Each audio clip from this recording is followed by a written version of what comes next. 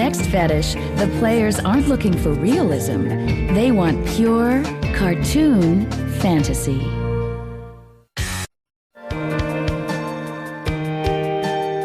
What kind of secrets have you got locked up in your closets? Anything dark? Anything sinister? Or would your secret closet look like Robert Hill's closet, full of happy, furry, and some would say really sexy critters? Next to him is Clementine, my second bear. She's very cute, very petite, very sexy, and I guess of all my costumes, she's my favorite. Next to her is good old Annabelle, my very first costume. I built her back in 1987, and 16 years later, she's still going strong. Illustrator Robert Hill is based in Anaheim, California. He doesn't just draw these animals, he dresses up like them too. His fetish is fur. It's really difficult for me to articulate exactly what furry is. I mean, it's a state of mind, it's a feeling, it's an attitude, it's a spirituality. I couldn't imagine being anything other than what I am. I identify very much with cute furry critters, erotic, sexy furry critters, the whole 9 yards.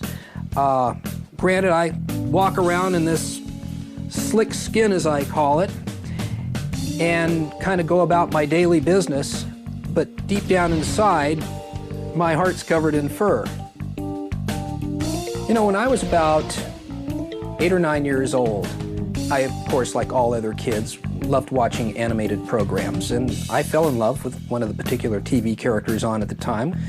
You know, I had kind of a boring, solitary youth, so I used to fantasize about being that character, but in a human world. I can remember seeing Disney's Jungle Book back when I was about 16, and I went head over heels in love with Baloo the bear. I just thought he was just the coolest thing ever. And from that day on, my main persona has been a bear. Robert was so passionate about being furry that he even made his own costumes. And not just bears, but bats, deer, and even a husky. The toughest part back in those days I would have to sculpt the head, make a mold, and cast them out of fiberglass. Then you do the detail work on the head, put the fur on it. Then, of course, you make the body, the feet, and the hands, and you have to pad those out, things like that. As far as actual cost and materials is concerned, it's quite modest. But in man-hours, it can take a while, you know, and I would say, you know, if I was really in a rush, I could have one done in a week. Once all the hard work was over, then Robert could put on his costume and disappear into another world. I found a certain attraction to getting into one of these costumes and being something totally different, as opposed to my human self. You really couldn't put your finger on what it was, but there was an energy there. It was almost kind of a magic. Transformation is a huge theme. I mean, I think that it's all about wanting to become something else. And that gives you permission to have the sexual feelings that are forbidden as a human being in our culture today. So animal transformation gives you permission to be like an animal, which is, you know, without sexual shame. It's free to have sex whenever and be animalistic about it and all these sorts of things, and be beautiful as well, and be sensual and love to be petted and loved, and all these sorts of things which are very difficult for many of us to feel as humans. Like other fetishes, fur is a prop that creates a safe place for some people to lose themselves in order to find their passions. Psychologist Michael Bader is the author of Arousal, The Secret Logic of Sexual Fantasies. Animals don't get hurt in the sense that you don't have to worry about their feelings, you see? So it's a way of not being quite yourself. So you're dressed up as someone else or as something else, and so is your partner. And so if you're relating to something else as something other than yourself, then the whole murky, complicated, anxiety-provoking world of human emotions is immediately taken out of the picture. And what you have are simple animals romping with each other not mediated by their personalities or their complicated emotional states. Well, in the furry world, just about anything goes. But you do have people that are more into one aspect of it than the other. You have people that are really heavily into the costumes. You have people that are heavily into the drawing. You have people that are heavily into chat rooms and what's called the furry muck, which is a role-playing arrangement on the internet.